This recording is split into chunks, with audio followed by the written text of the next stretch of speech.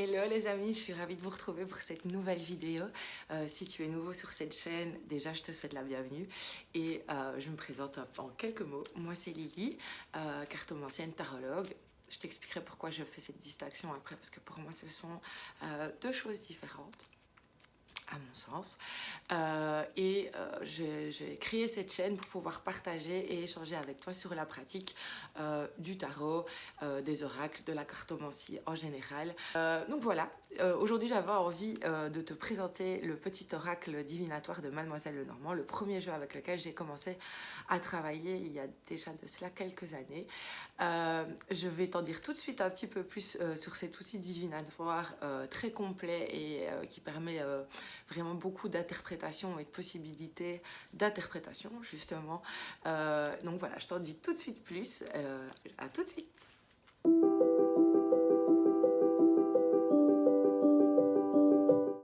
Donc voilà, comme je te le disais, aujourd'hui, je vais te présenter le petit oracle de Mademoiselle Lenormand. Ici, je commence à bégayer. Ici, c'est vraiment le jeu original de Mademoiselle Lenormand. Tu peux voir, il a vécu. Je pense que je l'ai eu, j'étais encore ado. Je l'ai eu dans le magazine. Tu as avec vraiment quelque chose de très sommaire, hein, très rudimentaire.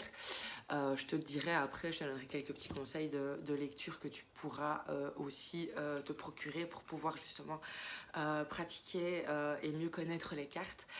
Donc c'est un oracle de 36 cartes. Il n'a pas été créé par Mademoiselle Lenormand.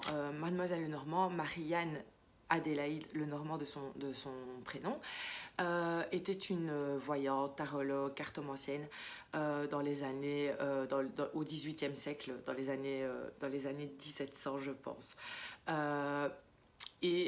Donc elle était même consultée par des personnes très influentes de la Révolution française, puisqu'elle était la voyante de Napoléon, de Marat aussi et de Robespierre.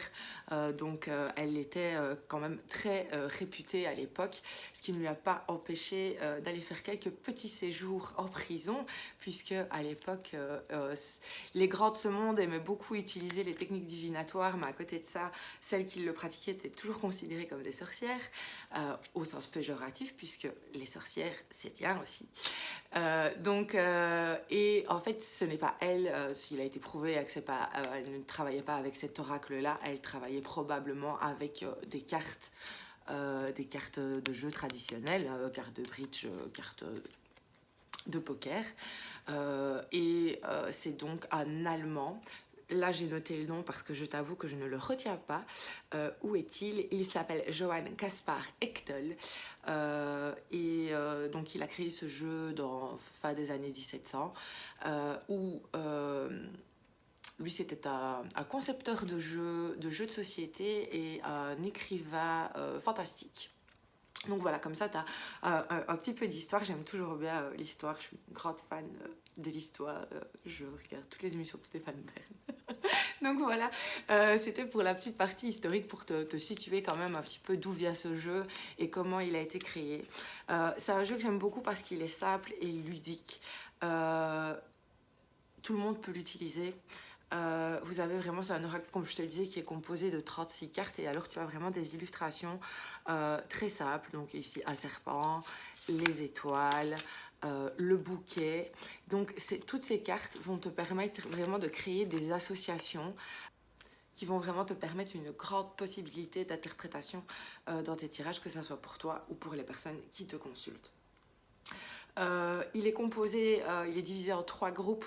Là aussi, pour être sûr, je regarde 13 cartes positives, 8 cartes négatives et 15 cartes neutres. Cependant, une carte qui est à la base négative, si elle est entourée de cartes positives, l'énergie de la carte peut changer, la polarité de la carte peut changer. Donc c'est vraiment ce que je te dis, c'est vraiment une possibilité d'interprétation qui est vraiment infinie. Et c'est vraiment une structure bien particulière. C'est-à-dire que certes, certains vont dire comme Alexandre Musruc, dont j'ai les ouvrages qui concernent le Normand. Ici, c'est l'ouvrage des associations des cartes. Lui dit qu'il n'y a pas de possibilités à l'intuition. Je te dirais que selon mon avis personnel, maintenant aussi avec, tout comme les tarots, de nombreux auteurs ont repris et réinterprété le Lenormand en y ajoutant des nouvelles cartes. Ça par contre, je suis pas encore fan d'ajouter des nouvelles cartes, parce que quand je pratique le Lenormand, c'est le Lenormand pur avec ses 36 cartes. Je vais pas m'égarer dans ce que je vais dire, mais maintenant, quelque chose que par contre, là j'aime beaucoup, par exemple ici dans le reflet de lune, le Normand de Célia Melville, il y a une carte, il y a 2 cartes hommes, 2 cartes femmes, ce qui permet, si tu es une femme, un homme avec un homme, ça permet de vraiment pouvoir interagir avec les personnages sans que tu sois parasité par le fait que ce soit seulement binaire. Donc ça, je trouve ça pas mal. Il y a aussi des jeux où j'ai vu, notamment sur la boutique du Roi de Coupe. Je te conseille d'aller faire un petit tour, il y a vraiment des pépites. Il y a le Lenormand Queer et là, il y a encore beaucoup plus de cartes. Tu as même, je vais y arriver, des cartes drag queen, des cartes... il y a vraiment toute la communauté LGBTQ+, j'espère que je l'ai dit au complet, qui est représentée. Et comme ça permet vraiment à tous les consultants de pouvoir se retrouver dans le jeu. Donc ça, par contre, je trouve ça pas mal. Par contre, les autres cartes avec qui apportent des indications différentes, j'avoue que quand j'ai un jeu comme ça, je les enlève du jeu parce que je préfère pratiquer avec les 38 cartes.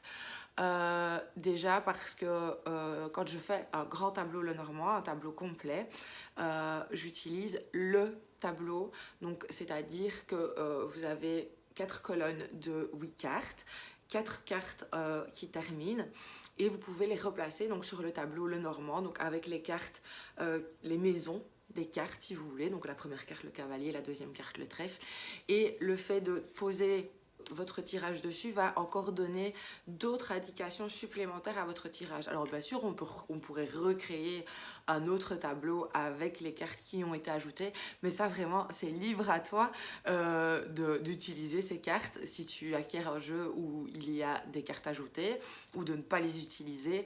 C'est un peu comme pour le tarot, il y en a qui vont utiliser que les arcanes majeures, surtout ceux qui pratiquent le Marseille, ceux qui pratiquent le Rider-Waite, eux vont plus utiliser l'intégralité du jeu. Mais je sais, et je suis une grande fan d'Etsy.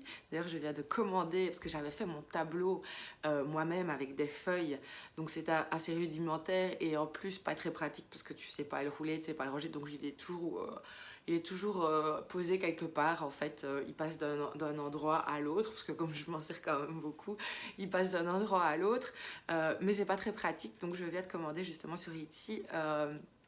C'est une créatrice qui s'appelle Midia, je pense, qui a créé le Midia Lenormand, et donc j'ai commandé le Lenormand avec le tapis de tirage du grand tableau, qui sera beaucoup plus pratique, que je pourrais rouler et même emporter avec moi, parce que j'aime toujours bien avoir un petit jeu avec moi quand je me déplace. Ça peut toujours servir. Donc voilà. Excusez-moi, j'ai eu peur. Il y a eu un petit fantôme à la maison. Donc comme je te le disais, les associations de cartes vont vraiment te permettre une lecture très riche, vont pouvoir te donner beaucoup d'indications, surtout si tu utilises le grand tableau. Alors si maintenant tu débutes dans la pratique avec le Lenormand, je ne te conseille pas de te lancer directement dans un grand tableau.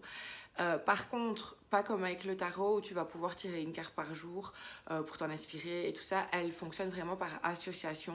C'est une carte, oui, les étoiles, tu sais que ça va pouvoir représenter l'espoir, les rêves. Mais quel espoir, quel rêve, si tu l'associes pas à une autre carte, c'est vraiment les autres cartes qui vont venir te donner d'autres indications par rapport à ton tirage. Par exemple, si tu l'associes au bouquet, eh bien non, c'est pas le bouquet, c'est l'encre, tu vas pouvoir ancrer tes souhaits, tes rêves dans ton présent, dans ton avenir, dans ton quotidien. Donc c'est vraiment ces associations qui vont vraiment te permettre de pouvoir donner un sens aux cartes et voir dans quel domaine elles se dirigent. Quand tu fais le grand tableau le normand, c'est ça qui est bien aussi, c'est que tu vas pouvoir, en fonction des cartes, parce que par exemple, tu as des cartes comme l'arbre qui représente la santé, tu as les cartes comme les poissons qui vont représenter le financier, tu as des cartes comme le renard, l'ours, qui vont représenter, elles, plus le domaine du travail. Moi, je sais que, par exemple, j'associe l'ours plus au travail indépendant, et donc à l'entrepreneuriat, et j'associe plus le renard au travail de salarié. Je cherchais le mot pour être correct. Mais ça, encore une fois, vous pouvez aussi, un petit peu comme avec un pendule, vraiment établir une convention, parce que je sais que, ayant regardé aussi beaucoup d'autres personnes pratiquer le Lenormand, je sais qu'on peut avoir aussi d'autres ressentis par rapport aux cartes et y mettre d'autres conventions. Par exemple, certains vont associer le travail d'indépendant, d'entrepreneur à la carte des poissons. D'autres vont l'associer à la carte du renard. Donc ça, c'est aussi un petit peu au feeling tant que cette convention-là est établie entre toi et ton jeu. Cependant, les cartes viennent quand même soutenir quelque chose. Donc l'encre vient ancrer, forcément. Ça peut représenter aussi au niveau du temps quelque chose de lent, quelque chose de long, quelque chose qui va durer. Donc il y a vraiment, chaque carte apporte vraiment une énergie qui, associée à une autre, peut donner une synergie qui va te donner une indication concrète dans le domaine que tu souhaites rechercher, que tu souhaites consulter plutôt. Je reviens encore au grand tableau. J'espère que je ne m'éparpille pas trop. N'hésite pas à me laisser en commentaire, Lily, tu t'éparpilles. Lily, on ne te suit pas. Lily, tu parles trop vite. Même tes questions, tout ce qui concerne tes jeux, partage avec moi, parce que ça, franchement, j'adore te lire et j'adore avoir de vos nouvelles. Donc voilà, petite parenthèse pour ma communication personnelle. Donc comme je le disais, si tu pratiques le grand tableau, tu vas vraiment pouvoir, en fonction, tu vas pouvoir donner un état des lieux général, associer les cartes, par exemple si la femme est sur la ligne, tu vas pouvoir associer toutes les cartes à la femme, ça va te donner des indications sur la consultante, et puis tu vas pouvoir te rapporter, par exemple, donc l'arbre représente tout ce qui est santé, tu vas pouvoir regarder ce qui se passe dans le domaine plus de la santé. Si maintenant tu veux savoir ce qui se passe dans le domaine du cœur, je recherche la carte du cœur et tu regardes ce qui se passe autour de la carte du cœur. Si tu veux voir ce qui se passe autour de la famille, tu vas aller sur la maison et tu vas voir ce qui se passe autour de la maison. Donc c'est vraiment un jeu qui, en divination, va vraiment permettre d'avoir une analyse très large et très vaste dans tous les domaines de la vie. Alors bien sûr, on peut le faire avec le tarot aussi, mais c'est vrai que, et c'est là où je fais la petite distinction quand je dis cartomancienne et tarologue, quand j'utilise le tarot, et ça je parle uniquement pour ma pratique personnelle, je ne dis pas que c'est une généralité ici, je parle vraiment de moi et uniquement de moi. C'est un peu narcissique tout ça.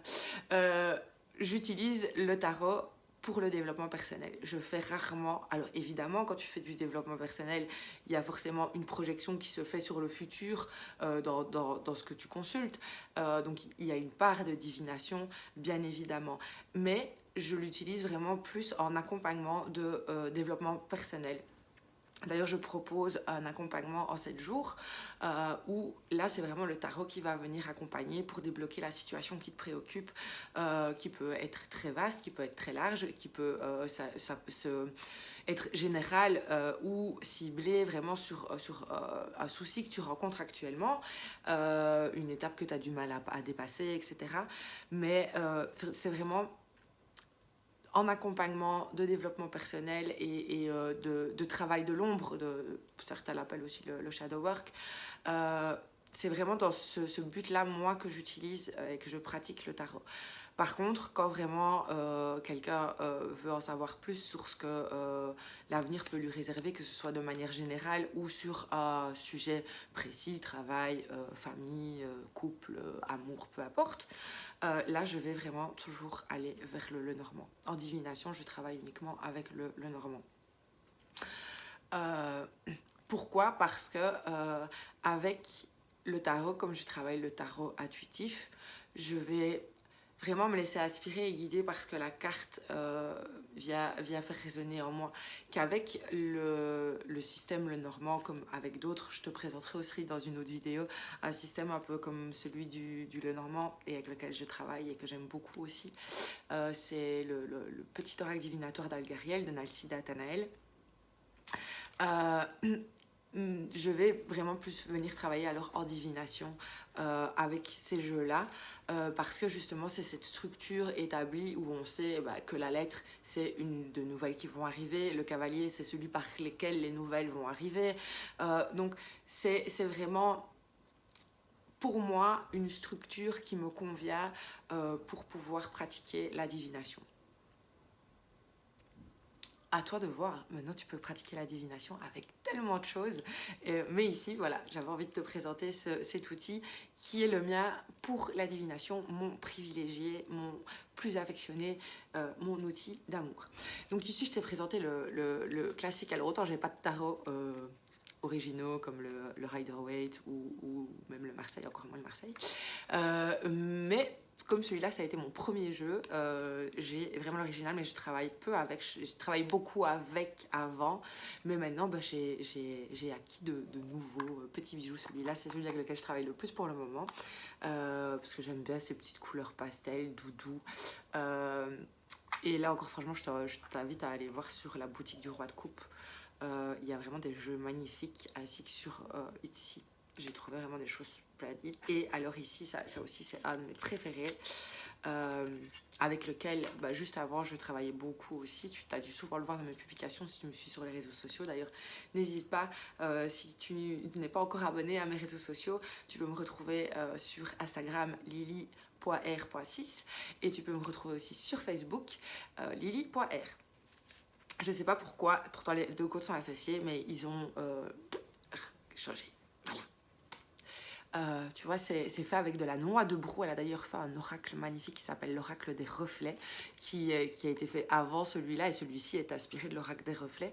Le Normancy est inspiré de l'oracle des reflets. Je vais y arriver. Donc il a été réalisé et illustré par Célia Melville. Alors je ne sais jamais si c'est Melville ou Melesville. J'espère que si jamais elle tombe un jour sur cette vidéo, elle ne m'en voudra pas si j'écorche son prénom. Mais c'est fait donc avec de la noix de brou. Et franchement je trouve ça magnifique. J'ai aussi le Lily White Tarot d'elle qui est aussi fait à l'aquarelle et que j'adore. Je suis aussi sûre que incessamment sous peu il y aura le Lily Black Tarot qui rejoindra la collection. Mais voilà, il est très beau. Je vais pas te faire la review sur celui-là, je t'en ferai une si ça te dit. Parce que, je te présente mes tarots, mais je vais te présenter aussi les Lenormand. Petit à petit, la chaîne se construit et de plus en plus de vidéos seront tournées pour pouvoir justement te proposer encore plus de contenu et partager encore plus avec toi, parce que c'est vraiment la vocation de cette chaîne, c'est de pouvoir partager et échanger avec toi. Donc comme je te l'ai dit, je propose aussi des accompagnements tarologiques. Je te propose aussi des tirages. Si toi tu n'as pas envie de pratiquer, tu peux également me consulter, que ce soit dans un but de divination ou de travail de l'ombre ou de développement personnel ou d'introspection ou de quoi que ce soit d'autre. N'hésite pas à revenir vers moi. Petite chose, sache que si tu me consultes pour toi.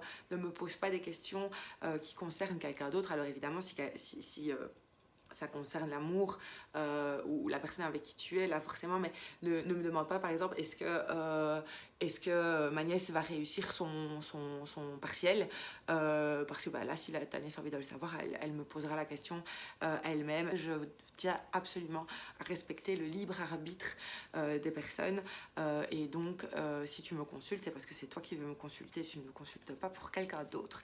Donc voilà, avant que ma tête ne devienne complètement n'importe quoi et que tu me vois passer la main dans mes cheveux de gauche à droite, de droite à gauche, je vais clôturer tout doucement cette petite vidéo.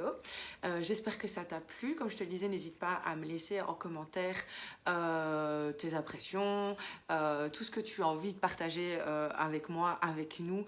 N'hésitez pas à échanger entre vous aussi. N'hésite pas à me rejoindre sur les réseaux sociaux, à t'abonner, à liker. Comme tu sais, ton soutien est très important pour moi, pour l'évolution des contenus aussi que je te propose. Et puis tout simplement parce que c'est très enrichissant pour moi de pouvoir échanger et partager avec toi, avec vous. Donc je vous souhaite une belle journée si vous me regardez en journée, une belle soirée si vous me regardez en soirée. Et je vous dis à très vite pour une prochaine vidéo. Et d'ailleurs, je vous réserve une petite surprise avec un nouveau rendez-vous et j'espère que ça vous plaira. Je vous fais des gros bisous et à tout vite. Bisous, bisous.